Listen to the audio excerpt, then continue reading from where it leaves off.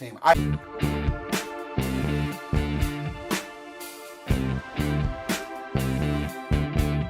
You're listening to Rock and Roll Specialists with your hosts, Ben Eastman and Jeff Crenshaw.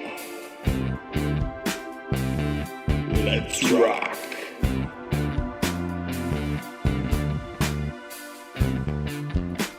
Hello, welcome to Rock and Roll Specialists.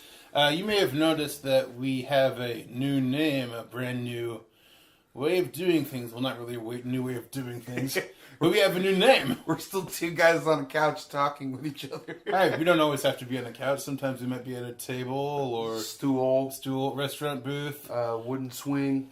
I like the restaurant booth idea. Let's go back to that. Hey, everyone in the restaurant, shut the fuck up. We're trying to record a podcast. But we are rock and roll specialists. Excuse me, sir. I do not want you to fill my water during this conversation. That tinkling might stimulate our listeners. Everyone across town is going to have to take a piss. But yeah, we just to get this little thing out of the way, for a long time, well, for a few years, we ran the show under the moniker of Heavy Set Go, which I often enthusiastically introduce the show. But to truth be told, I never really liked it. Like every great classic film, we are providing you with a reboot. Yes, More of the same old, but with a brand new title. Exactly. Think of, if you want, you could think of this as Heavy Set Go under a new name. It'd be forgivable if you made that assumption, because that's pretty much what it is. Just with a better name, a name that, I don't know, doesn't make me fucking cringe. But we're back with a vengeance. We rebranded the show, in July? Yeah. And we haven't done anything. The most that we've done since then is I uploaded a show that I recorded in June of 2018 with Zach Shannon, but there's been no new recorded shows since, June, July, August, September, October, and November. So, in 17 months is the last time I recorded a show. So now all of a sudden we're back. Well, to be fair, not only have we not been doing anything on the podcast front, I haven't been doing anything because my darn back won't get better. Oh. Yeah, so I've been kind of to feel this damn old. I'm giving the excuse of me sitting and laying nonstop as not being able to talk and record a podcast. Hey, Ben, want to record a podcast? I don't know. I'm kind of stuck on the couch. Oh, damn. I know we typically do jumping jacks. It's actually more or less, I think life sometimes gets in the way. Yeah. And unfortunately, it's been getting in the way for much too long. So finally, we decided, let's get together. Let's get this bad boy running and gunning. I made the trip, walked across many plains and valleys to make it to Eastman's house. 12 minutes? 14. Oh, 14. I was off by 2. You fuckwad. Trying to undermine my contribution. Wow, rock and roll specialists coming at you hard with a mature rating with the F-bombs here. Well, we like to be cool, and what makes you cooler than swearing? Yeah, and putting rock and roll in the title of your podcast. we're like the 13-year-old's idea of cool. Hey, kids, don't do drugs. Okay, boomer. Had to throw that one out there. One of my favorite. I don't get this whole generational war thing. Let's say it, the boomers. I get some of the politics from that era are kind of passe. Let's just say it the least, but. Holy shit, there's real animosity. I like my grandma, she's a baby boomer. She's like, Jeff, give me a hug. Okay, boomer. Thanks for fucking my generation. Yeah, I think I'll say this, because I don't know if I'll get too political here, but I'll say this. I think that, at least so far as especially being a part of this generation, it seems like there's been kind of like a bubbling up of resentment towards the boomer generation for quite some time now, with a lot of stuff that's going on. Obviously, if you are in the know, you can maybe understand a little bit of that. Not saying I 100% agree with that, but I think this woman. Did you see that video? What? It was like What video? it was the lady in. It comes from that parliament.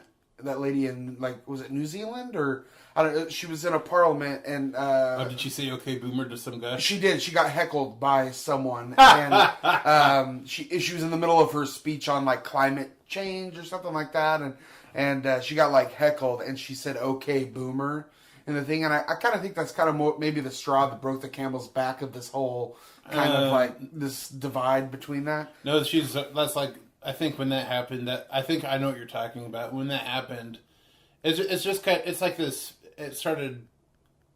Was that really what started it? I thought there was like this T-shirt that like was released by members of Generation Z, which I believe is the generation that comes after us, like after the millennial. Okay, maybe I'm wrong. I thought that.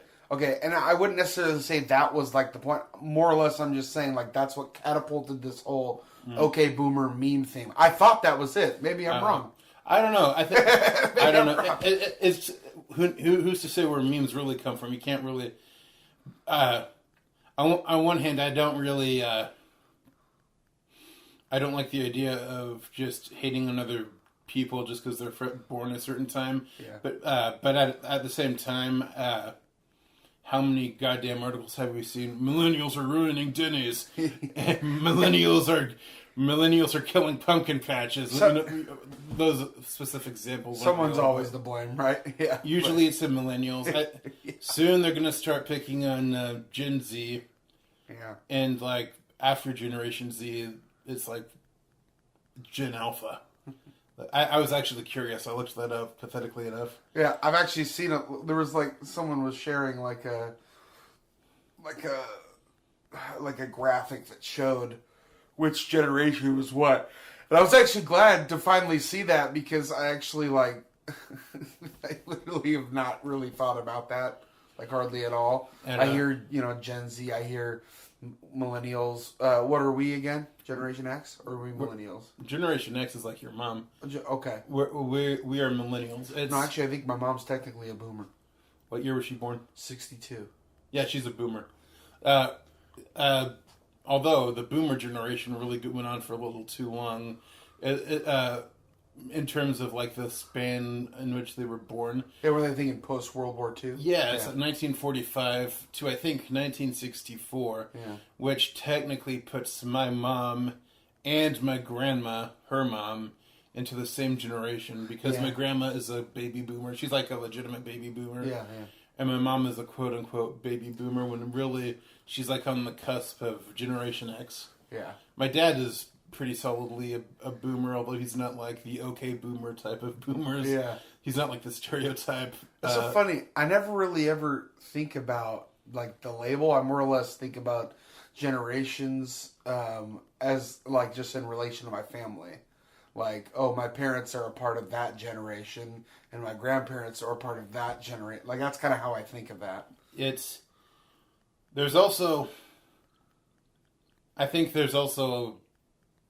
a thing where your ideas of, individuals who defy the label. Like, when I think, the baby boomer generation, like the stereotypes that go along with that, like my dad definitely isn't part of that crowd, but he is technically a boomer. And times have changed. Society has changed. People have changed. I don't think it's as cut and dry as some people like to think it is. No, I think really, what can be done is don't direct your ire or what's that word, IRE. I have such a better vocabulary when I'm writing than when I'm speaking. Is it ire? Whatever. Direct it towards the politicians and not towards fucking the lady next door who bakes you strudel. Speaking of, did you hear that Mayor Bloomberg is gonna put his hat into the Democratic primary? That just came out today. Oh boy, America's gonna get Bloomberg fever. Yeah, I don't know if we need another billionaire in this race, personally, but No. I'm trying to like wonder what his lane is like in this race. Like, is he coming into the Democratic side as like as a person who maybe can get more votes from the like older generation, or is he trying probably. to take some votes away from Biden that may leave a lane open for someone who's maybe more progressive? I don't quite understand. I doubt Bloomberg cares about making room for progressives. I think he believes that he will get the attention of the donors, which will also get him like the love of like CNN and shit and outlets like that. Yeah. Which will get the attention of maybe like the boomers, not all boomers, but a lot of them that rely so heavily on kind of this one-dimensional traditional media. I don't think he really realistically stands a chance. Yeah, I don't think so either. I don't know. I thought, in terms of New York mayors, I kind of liked de Blasio. He came in progressive ideas, and he was sincere, but he wasn't. He didn't catch on, so he left. But he seemed like a sincere, straight up dude. I'd rather have de Blasio still in it than Buttigieg. Yeah, I'm interested to see how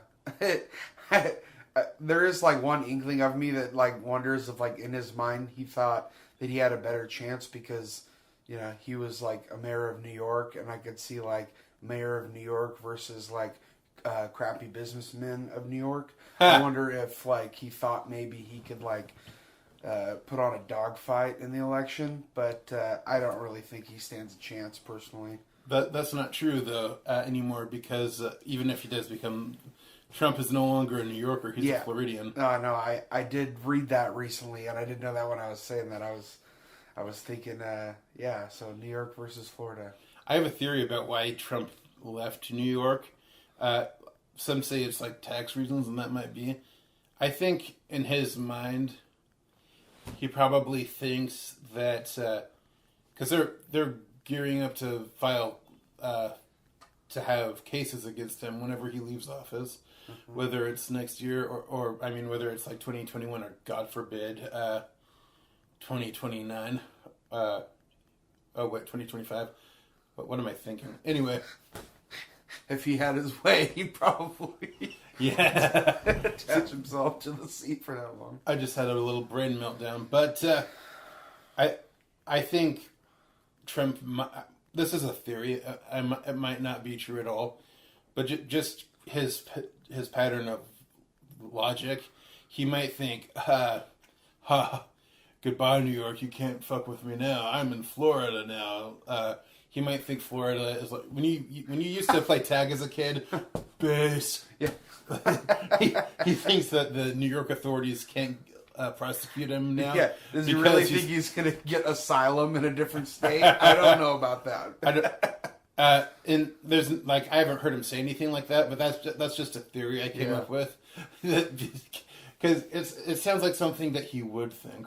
Yeah. Well, I mean, he spends like I don't know. I think he spent over half of his presidency literally in Florida. So, Yeah.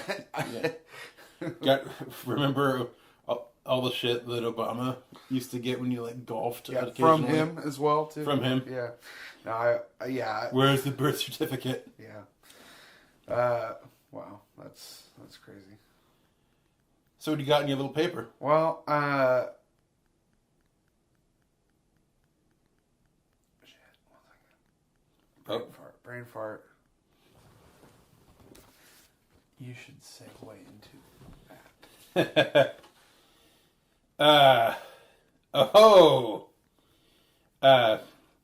Trump is a famous person. Yeah, And speaking of famous people... I do know he's a famous person. Well, I'm trying to segue into this, you dick. You're undermining my segue.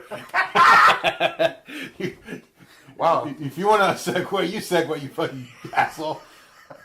Speaking of famous people, I understand you have been blocked by famous people on social media. Why don't you tell us about Mick Garris?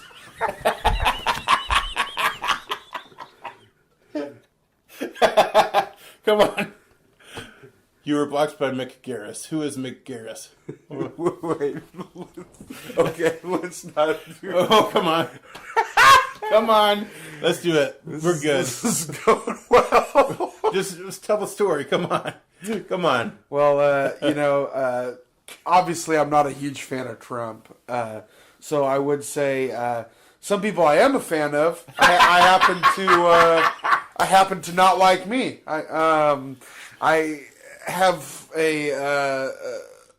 probably a track record that doesn't look very good with celebrities on things like Instagram and Facebook.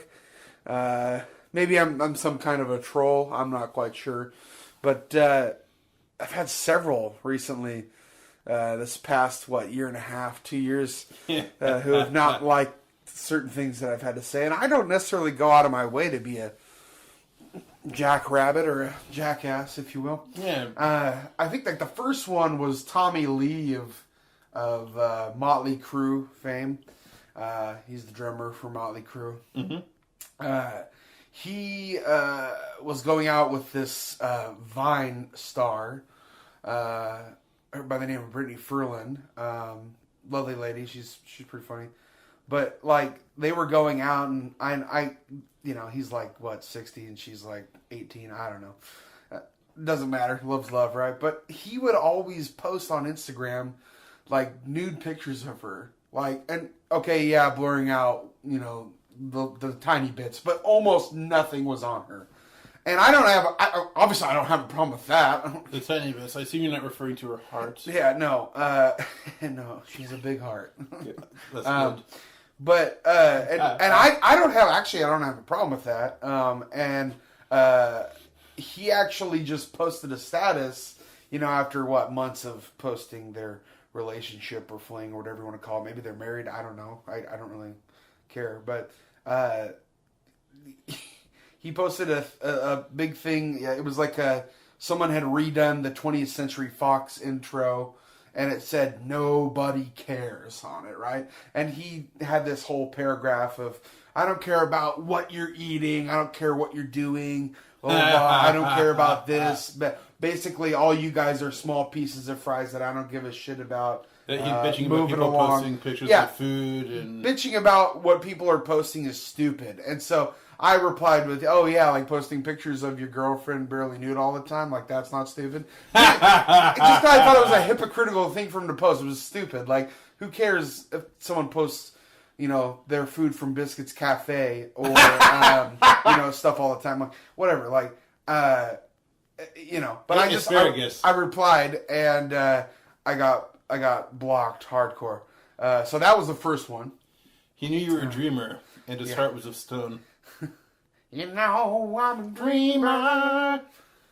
So we've actually seen Motley Crue in concert. We have. Yeah, Tommy Lee was in this roller coaster drum thing that went upside down and circle. Can you imagine if he forgot to strap himself in and he fell out? I think actually they called up a fan to sit behind him and they strapped him in and they went with him. Whatever. I wish I could have been that fan. Second huge celebrity to block me. Okay, these are really minor leaguers. So let's be honest real quick. But Motley Crue's in a minor league. Well, no, that's a pretty big band. He's the biggest one. Next one was Frank Stallone, brother of Sylvester Stallone. Had a minor hit with Far From Over from a movie called Staying Alive, which is the sequel to Saturday Night Fever. The sequel was directed by Sylvester Stallone. Sylvester Stallone has a track record of putting his brother's songs in his movies. I don't know if that's because he feels sorry for him or actually thinks he has talent. Frank Stallone actually is pretty a talented singer. I've heard him. He's a decent guitar player.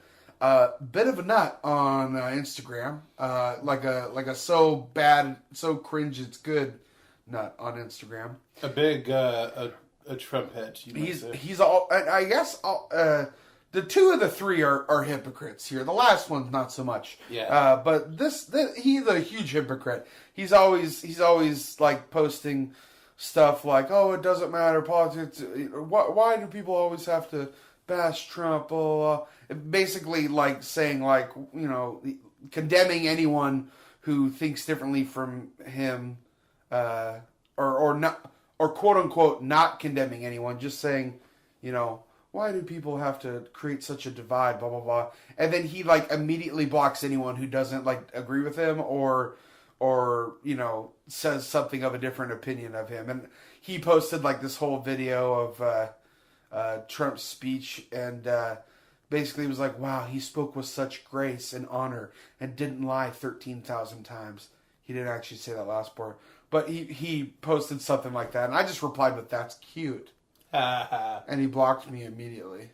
Which felt kind of bad because for a bit there, for a hot minute, I was kind of obsessed with looking up his profile and seeing what Frank Stallone was up to. And the fact that he wears like Rocky shirts every day, which is funny because he's not. He loves his brother. Yeah, I'm sure Frank Stallone seems like the guy who like you would see around town and be like, hey, it's Sylvester Stallone, and he would like pretend that he is Sylvester Stallone and take a picture with you. This is me. Hey, yo, fan. But he blocked me, so luckily from our Dual Engines Instagram, I'm still following him, and I can kind of go into there to do that. That's creepy. It's not a burner account. I'm no Kevin Durant. I'm no Mitt Romney. I'm not creating. Pierre Delecto. Pierre Delecto. No, that was fucking pathetic. Yeah, Romney had a burner account to like bitch about Trump. I just love knowing that Mitt Romney like had a burner account called Pierre. I didn't even know he had a phone. Pierre Delecto. He actually looks like a person that would probably like bring up his like flip phone and like text his wife. Actually, before we leave Frank Stallone, yeah. One of my favorite like jokes ever, or it was a series of jokes Norm Macdonald did, where the punchline was, "You guessed it, Frank Stallone." I think my favorite one was it was when he was on Weekend Update doing the news. Yeah. Well, they said, this year toy companies have concluded that Tickle Me Elmo is the most popular toy for children. The least popular toy, you guessed it, Tickle Me, Frank Stallone. Oh my god, if someone made that, I would buy it in a heartbeat. That sounds pretty great. So the final one. Final one is Mick Garris. And who's that? Mick Garris is a writer, director, podcaster. He has a great podcast called Postmortem, and he has conversations with a lot of people of horror film fame. He's made some horror films as well too. Nightmare Cinema, recent one. Critters. I think he's made a few of the Critters sequels. He's made a few sequels down the line. A few Masters of Horrors movies, and he also happened to write a film which I forgot that he wrote, and I probably should have taken a hint. Little old Ben on Facebook reading up some stuff, and someone had shared a thing that said Hocus Pocus, originally a much different film, to which I thought, I'd share that because I don't really care for Hocus Pocus very much. Me neither. Not that I think it's absolutely atrocious, it's just so subpar. I don't understand the love for it. It just doesn't deserve it. When I watched it, I was miserable the entire time. And I posted, was it originally a better film? And I forgot that I'm actually friends with Mick Garris on Facebook. I was friends with McGarris, and he replied with a middle finger emoji on my status, and I was like, oh, and I had to like Google it, and I was like, oh shoot. You publicly shout on your idol. Actually, I wouldn't say idol, but I do love his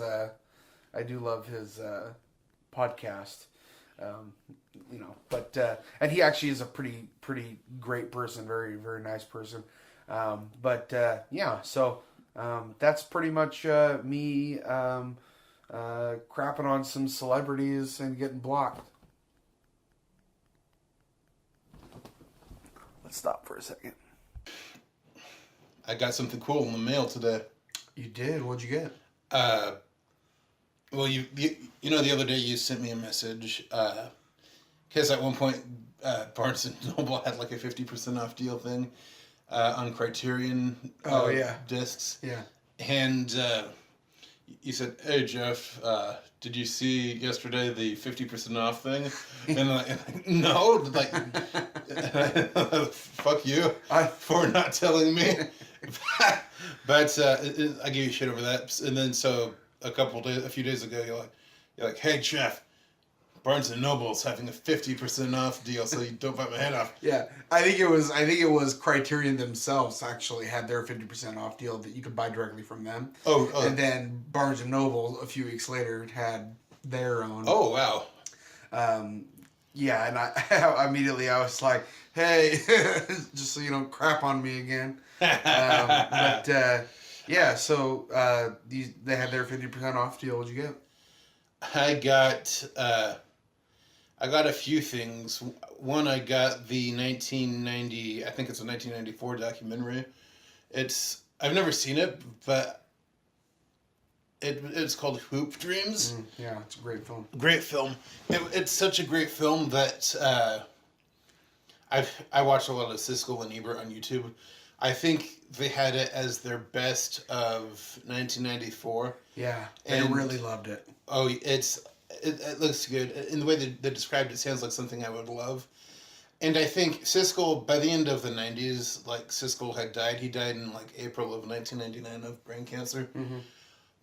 But Ebert was still around, and I think Ebert listed Hoop Dreams as one of the 10 best films of the 1990s. Wow. And that really made me want to see it. And what even clinches it even more, and you can tell, like, I'm an Ebert fan. I've practically summoned his spirit with how many times I've said his name in the last minute. But like Ebert, I think personally requested the director of Hoop Dreams to make the documentary adaptation of his memoir, Life Itself. That's kind of cool. It is. And Life Itself is a beautiful movie. It's both like the traditional talking head documentary, and that shows like clips and photographs from Ebert's life, and that's great in and of itself. But it kind of colors outside of the lines that are drawn by the book, because shortly after they made he agreed with Ebert to do the documentary. Ebert fell in his house, broke his leg, and started cancer treatment. And so he went and documented Ebert going through cancer treatment in what turned out to be like the last 9 months of his life.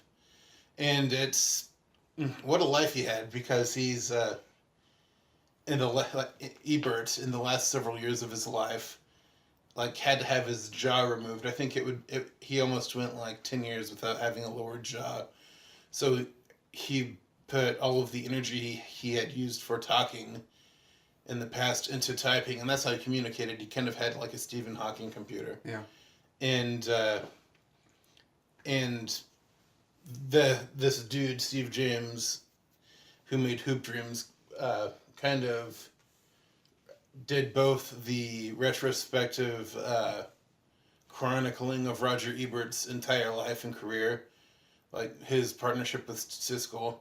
He didn't talk about Richard Roper in the documentary at all, which I thought was a little odd, but that's like one minor point against it compared to how beautiful and wonderful this film is.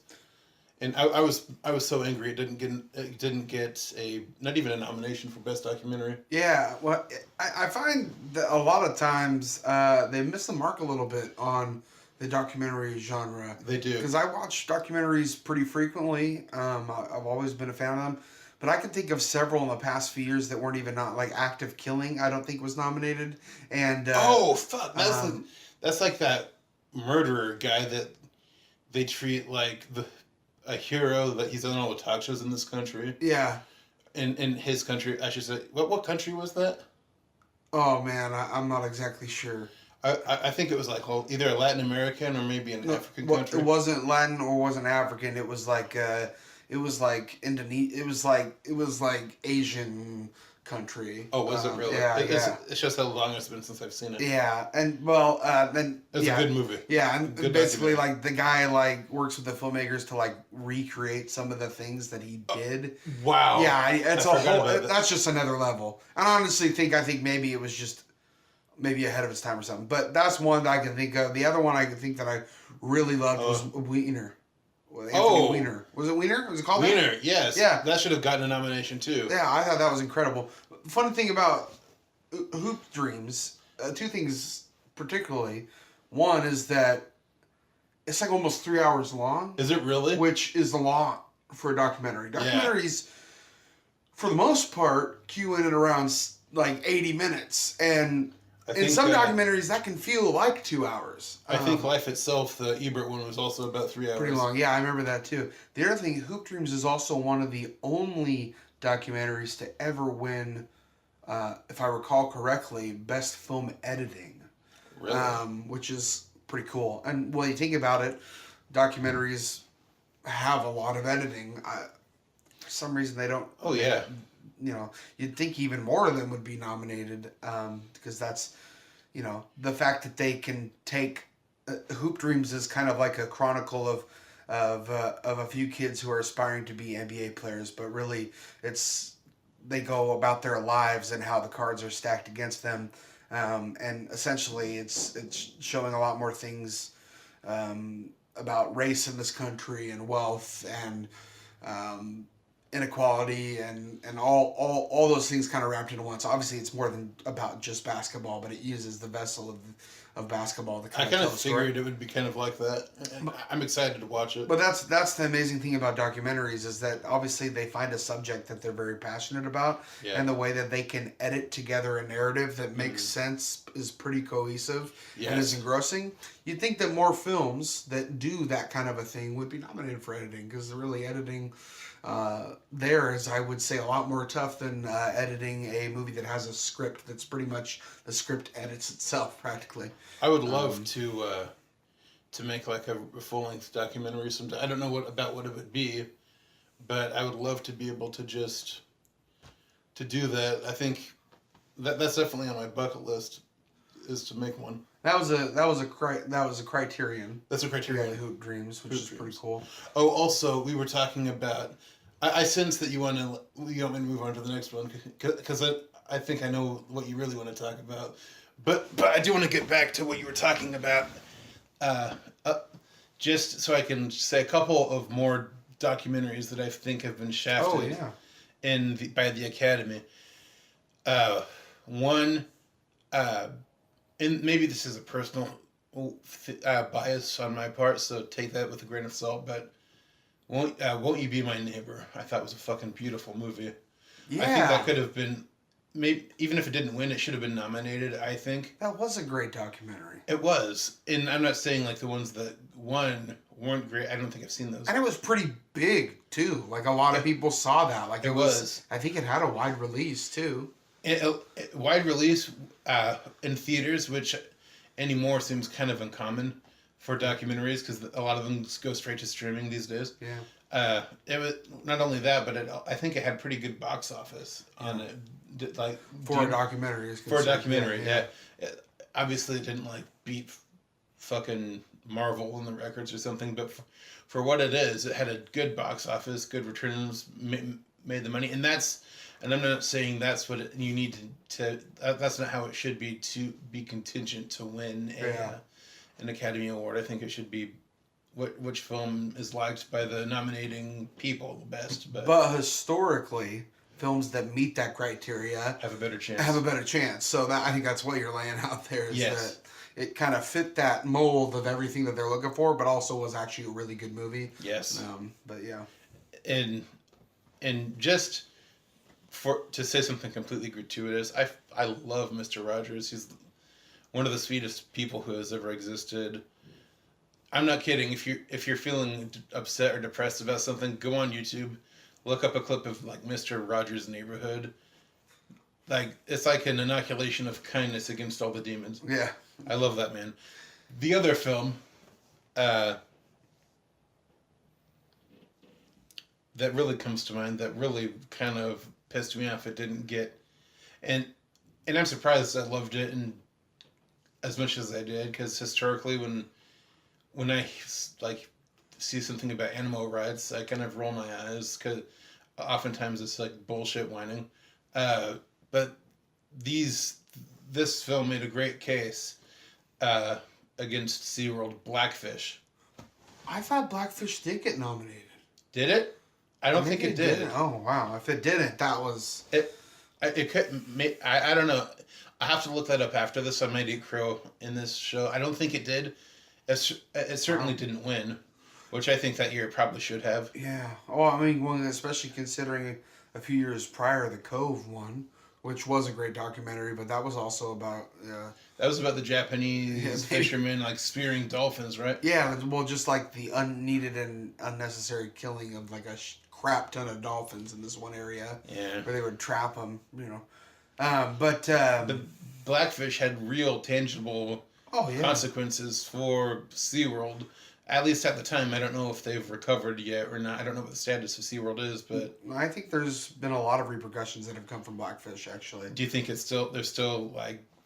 Well, I mean, today? SeaWorld is still there today. It's still there, but have they recovered to what they were? No way. No way. I guess that they're probably doing other things other than having those whales there and stuff. Well, I mean, I'm sure there's still a few whales, but I remember reading specifically a few different articles of things that had specifically changed from that movie, and I always think that's cool because documentaries that are there to ask the questions, sometimes questions that we don't even think, or to inform you of things that you don't know that are going on right in front of your eyes, can sometimes spur important balls rolling in the right direction. You know, so I would be shocked if Blackfish, maybe it has already, I don't think so, but I would be shocked if Blackfish didn't eventually get a Criterion release. Oh no, I think, I think that would be a good Criterion release for sure. They release documentaries every so often. I know they did F is for Fake, which is kind of like a pseudo documentary by Orson Welles. I should have got that one too. Fuck. Hoop Dreams. I'm trying to think. There's the one I got you that time. The Clinton. Oh yeah, War Room. War Room. That was a great documentary. Incredible documentary. I'm not like even really a Clinton fan, but watching that is such a fascinating. George Stephanopoulos. And Carville. George Stephanopoulos, and Carville. Basically, those were like the masterminds behind Clinton's gubernatorial campaign. Wasn't it the gubernatorial?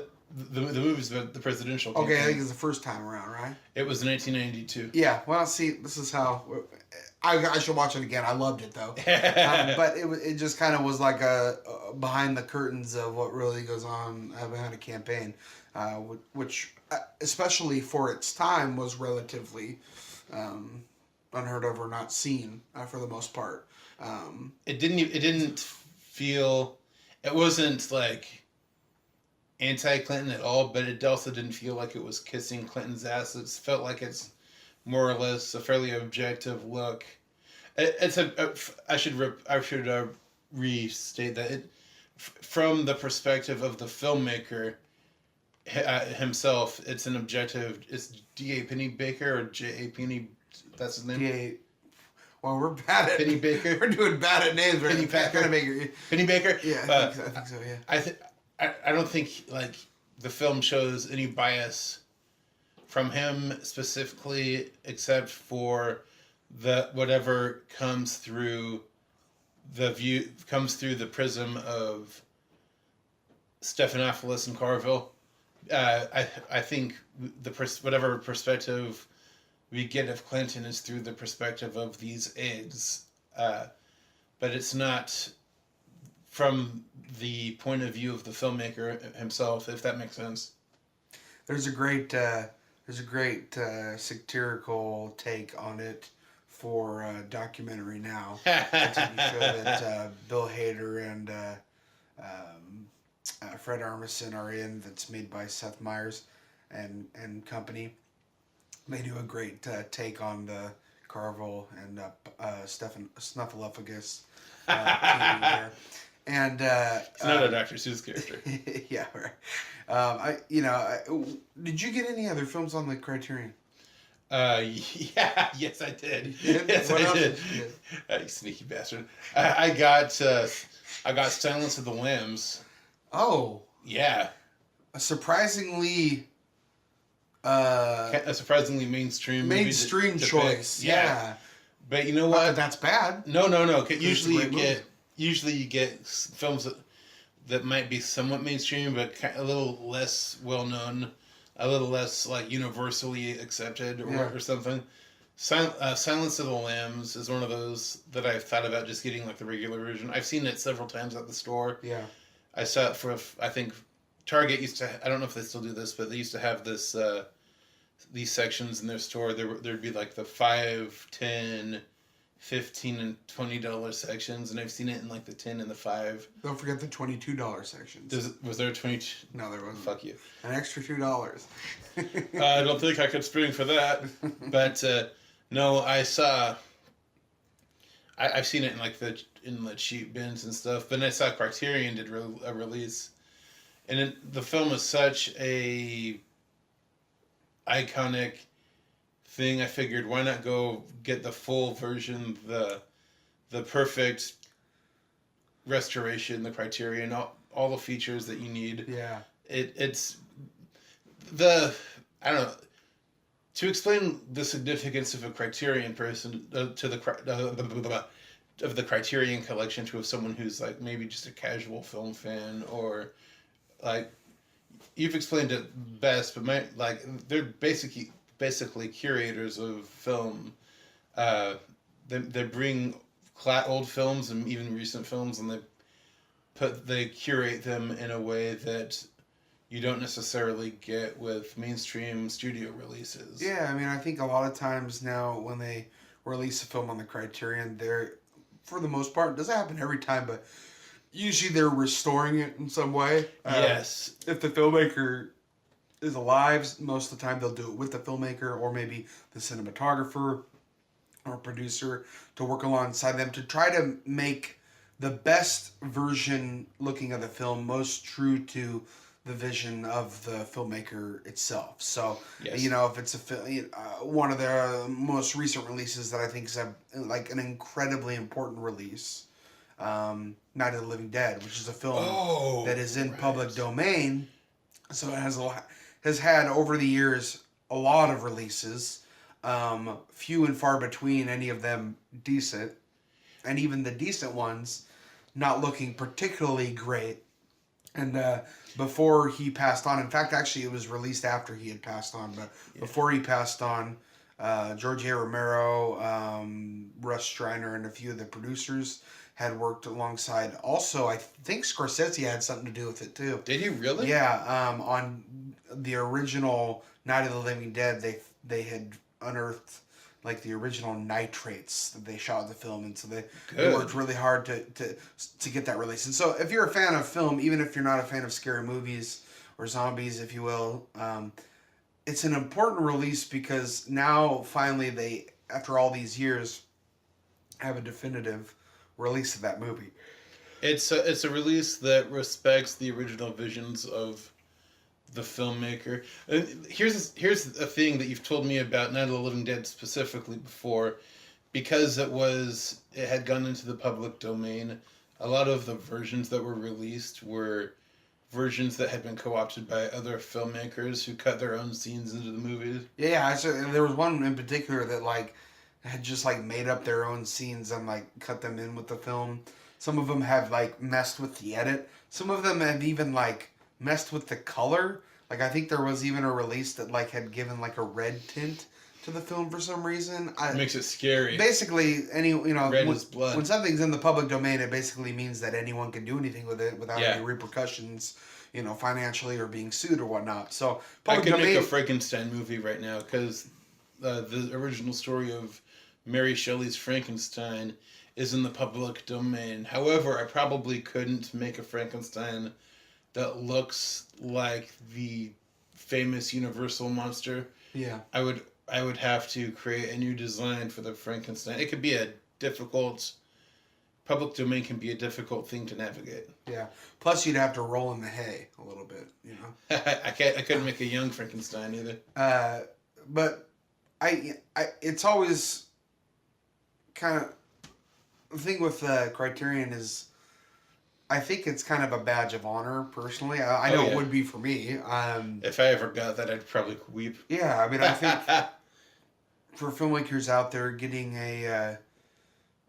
your film on the Criterion, I think would be a pretty high honor if you ask me. Obviously, no one really does it for the accolades. I think they mostly do it for themselves, but that's not to say accolades aren't nice.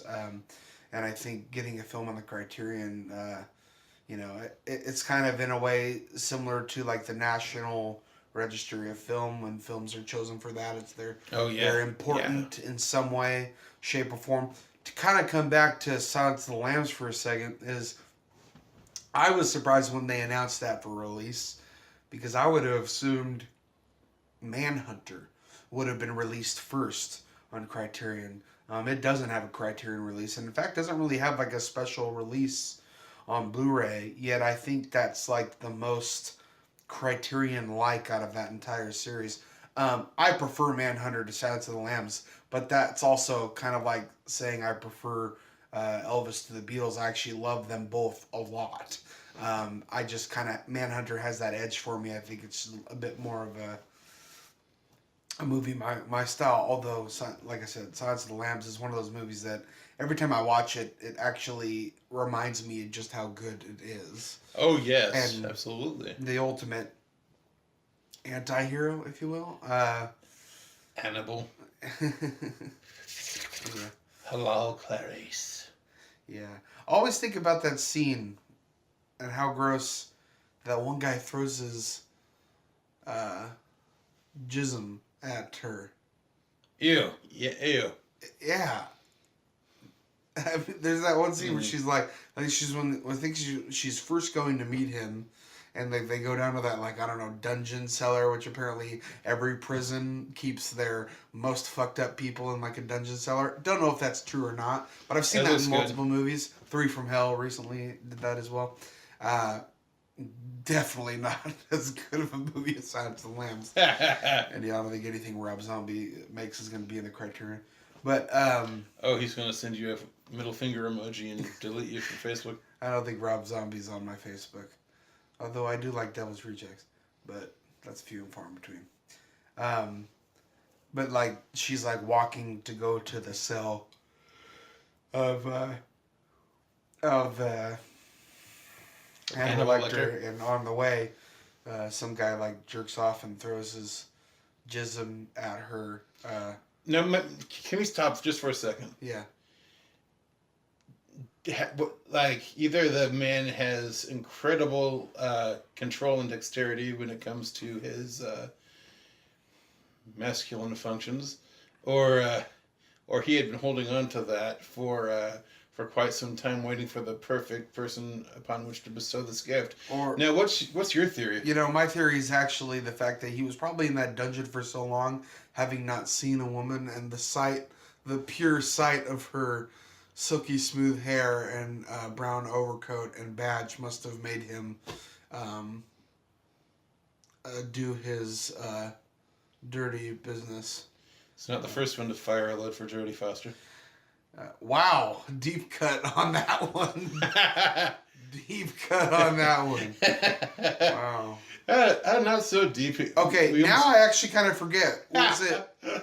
Was it Hinckley that had the thing for Foster, or was it? It was Hinckley. It was Hinckley. It was the guy who shot Ronald Reagan. Yeah, that's what I thought. Okay, all right, I got that right.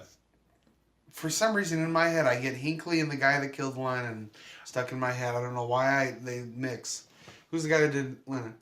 Mark David Chapman. Okay, yeah. They mix because it's kind of a similar era. Yeah. The early 80s. And I think they both were influenced to some degree by that ridiculous book everyone likes. I never did. What was it called? Catcher in the Rye. They were both like they were influenced by some more so Chapman. There was a movie with Jared Leto about the killing of Lennon called Chapter 27, and the significance of the title is there are 26 chapters in Catcher in the Rye, and he considered what he was about to do to be the 27th chapter because he's so identified with Holden Caulfield that he's like, I'm going to finish his bidding. I'm going to kill John Lennon. Although I think, I might be mistaken, I think Catcher in the Rye was published before John Lennon was even famous. So Yeah, bro, I thought it was probably published in like the 50s, wasn't it? I think it was 1951. Yeah. Considering how vulgar it is, that's kind of amazing. What are some other Blu-rays that you like from Criterion? Election. Wow. Who got you that one? You did. Yeah. I think I for Christmas. I forget what it was for. Yeah. I think it must have been Christmas because I remember you I was dead asleep, and I remember you knocking on my window. Yeah. At like 11, and you it was funny. You told me you were coming over, but I was so tired I like fell asleep before you showed up at my house. Yeah. And then you're like banging on my window, Jeff. The funny part is I remember seeing your breath outside because it was so cold. Like you were talking and like you were exhaling this like cloud of white breath. And I don't think that would have happened around where my birthday is, which is in June. So it must have been around Christmas. I remember like knocking on this one window for like quite some time and like no one waking up, and I realized I was actually knocking on your brother and sister's window. They, of course, weren't in there at the time. But I was like, for like forever, I'm like, I'm knocking on this window. Like I had been, and then I like thought for a second. It's been a while since I was in your house at that time, and I was like, oh wait, it's the next window over. Sure enough. Hello. Reminds me of one time I was innocently sitting in my house watching Frost Nixon. This is a different house. In my room. It's not illegal unless the president does it. One of the worst movies to be nominated for the Academy Award ever. Although it's debatable whether it's as bad as Gary Oldman as Winston Churchill in that one movie. And he actually lion's hand. You don't negotiate with the tiger when your hand is in its mouth. Oh yeah, that's it. I got that quote wrong. I think you're going for more for the performance than the actual quote. Yeah. And somehow he won an Oscar for that. Anyway, back to the original distraction. Gary Oldman's better than that. All right, sorry. He is better than that. I want to see Sid and Nancy one of these days. That's on Criterion too. I've never seen it before. But fuck, what was I talking about? Oh yes, I was watching Frost Nixon, and suddenly these bright lights like started flashing in my bedroom window. It was like, what the fuck's going on? And I stood up and I went to look out, and the person was gone. And I went and called Ben, and like, Ben, did you just take pictures through my bedroom window? It's like, no. Did someone do that? Yeah, someone did that. I don't know who would do that. Why would someone do that? Like, yeah, someone was just taking flash pictures. Oh, I don't know who would do that. And like, oh, son of a bitch, this is creepy. He's like, Jeff, what? I totally did that. I'm like, fuck you. I never said that because that was never me. I actually do not know what you're talking about. Oh, fuck you. Fuck you. I have no clue what you're talking about. I never once took pictures Why would I do that? That would be so stupid. You wanted to creep me out with the flash photography. I've never done that. I would never You didn't do get that. I was in the pictures because you got like the windowsill, but you took enough where it was like several flashes. Now you're just flat out lying on a podcast. I am not lying. This isn't the Rock and Roll Liars Club. You are lying nonstop, and you know that 100%. But no, that really did happen. No, it did not. Yes, it did. It did not happen. Yes, it did. Whatever he says, he is wrong. And the last thing I got was the Godzilla collection. Oh. Which you yourself got in a different way. I did. Me and my lovely girlfriend, Alicia, are celebrating our 1-year anniversary. And as a gift, she got me the Godzilla collection as well. She knew that was something that I really wanted. And it's a beautiful set. It's specifically Godzilla, the Showa era edition, which is all of the Godzilla movies from really 1954 through 1975. Yeah, pretty much all the ones that really, really matter for the most part. I don't know if Calvin were here, he like all Godzilla lives matter. Yeah, our friend Calvin is a huge Godzilla fan, probably bigger than us, of which he did not get this collection yet. And so is he a bigger fan than us because he actually got the collection? Oh no, I guess that means that we're bigger fans. I guess so.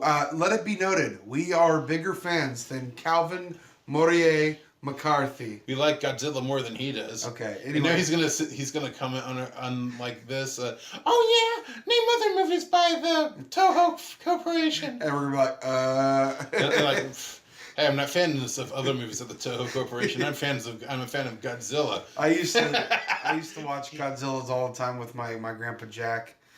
He was really big into sci-fi movies and stuff, and when I'd be babysat by him, or because my grandma babysat me up until like 6th grade.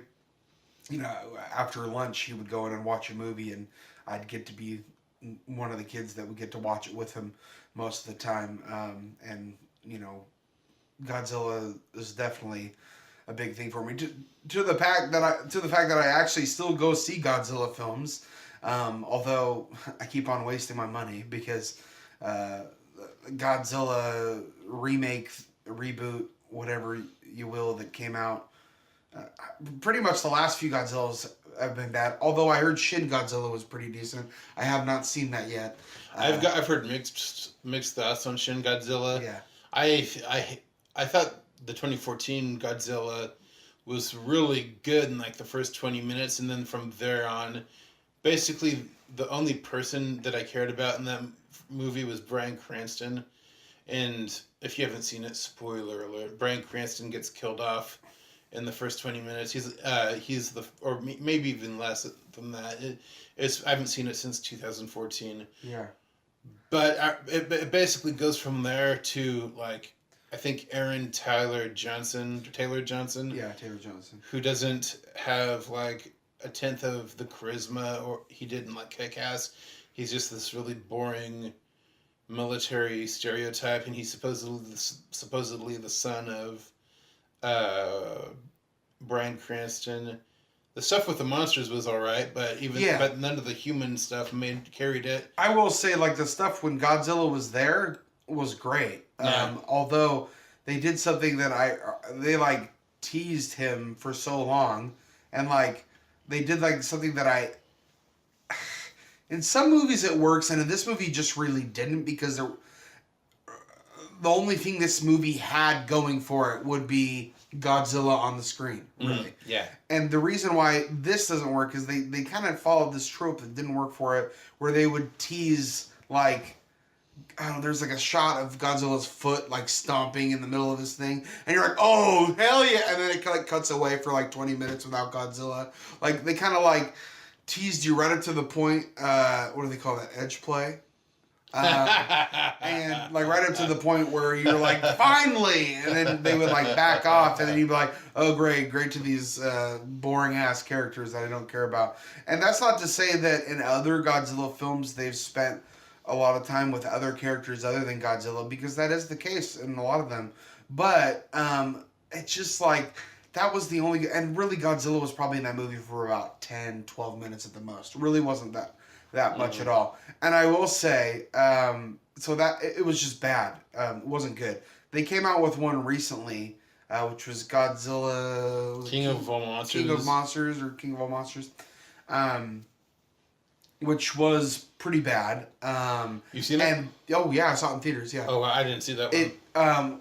It had once again some pretty awesome Godzilla like action moments, but still placed around a plot that, oh my god, it was really just did not work. It just, there were so many things about it that didn't work, and it seems like for some reason when it comes to them remaking Godzilla like they did with Godzilla in 1998, Let's talk about how great that was.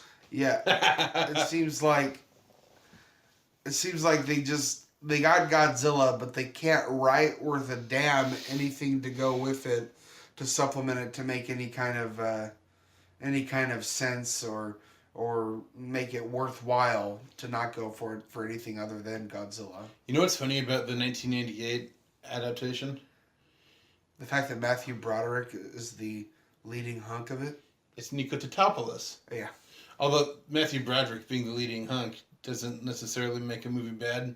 I loved Election.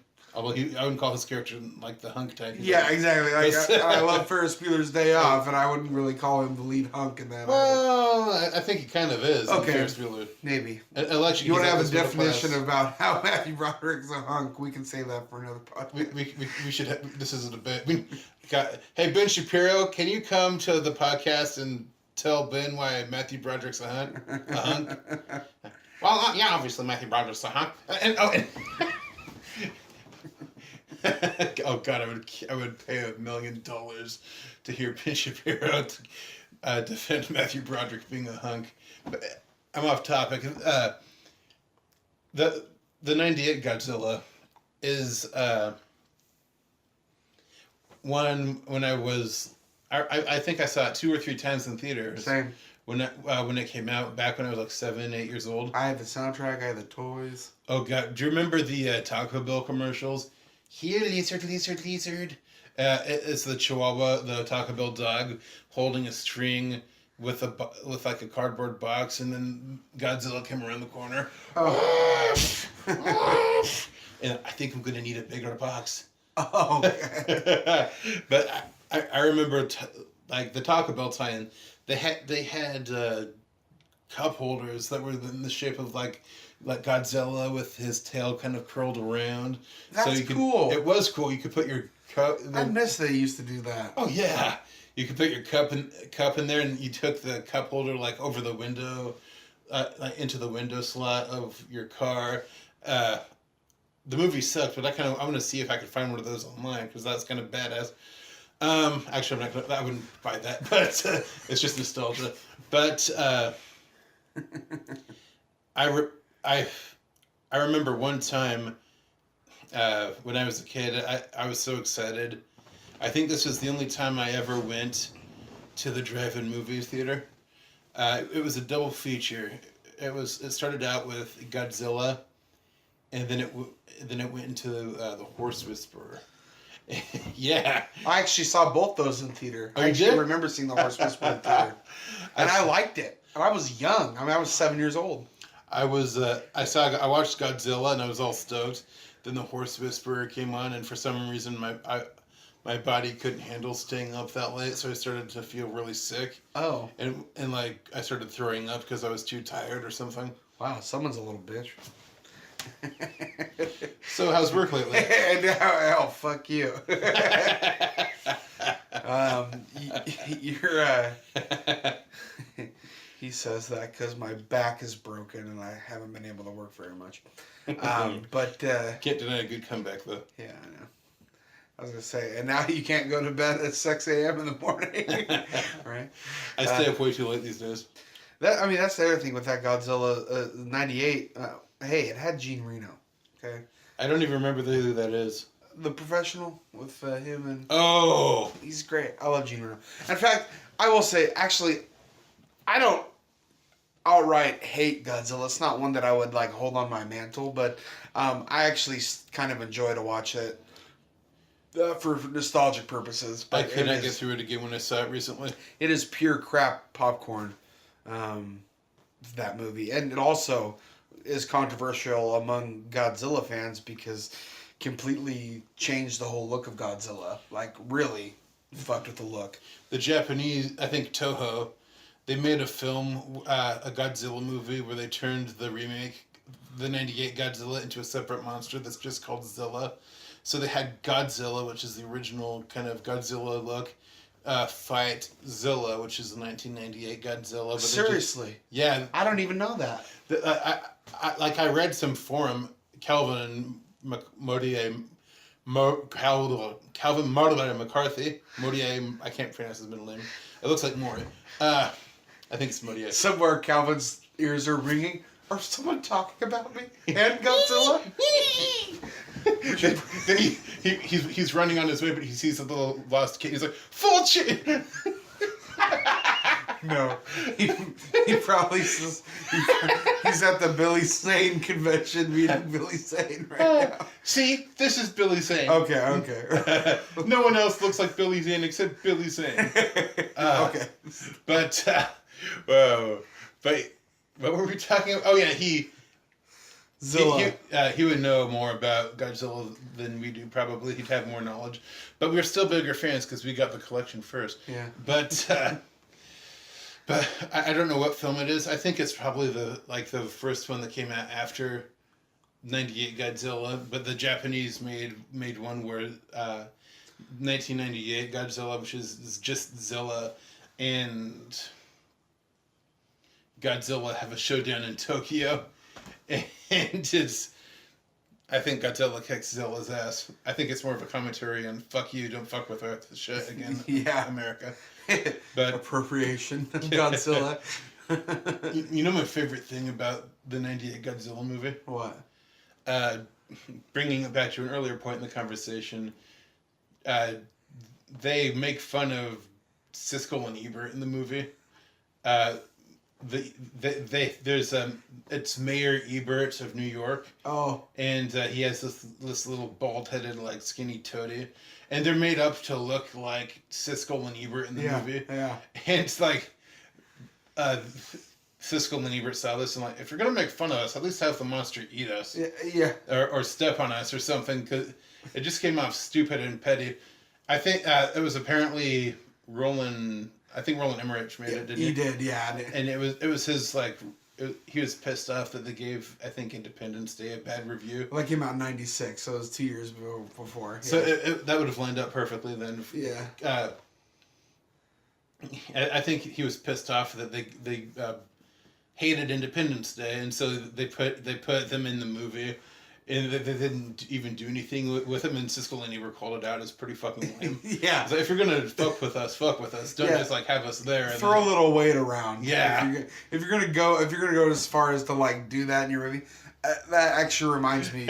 We just recently watched They Live, which is one of our favorite films. We saw it at the Hollywood with Alan Howarth in attendance. Yeah, we took Jeff, as a nice gift to my cousin for his birthday, got us all tickets, and so we went to go see that, and it was on 35 mil. They had unearthed, so Universal Archivist had unearthed like an original print that was not sent out in 1988. I think the film came out in 1988. And so this film, the print that we had seen was perfect, intact.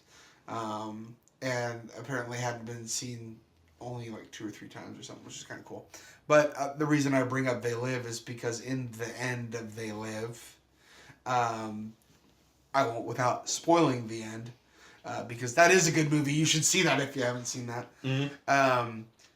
They have this trope of cutting to the television channels in throughout They Live, which always, each of their commercials or stories and stuff that are on the television is hilarious. It's one of the funniest parts of the film.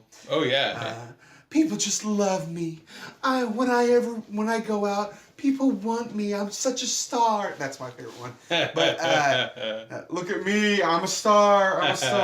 But the one that's really great is they have like a mock Siskel and Ebert. That's right. I forgot about that. Like they're talking, you know, at the movies, their show. Yeah. And they both are like.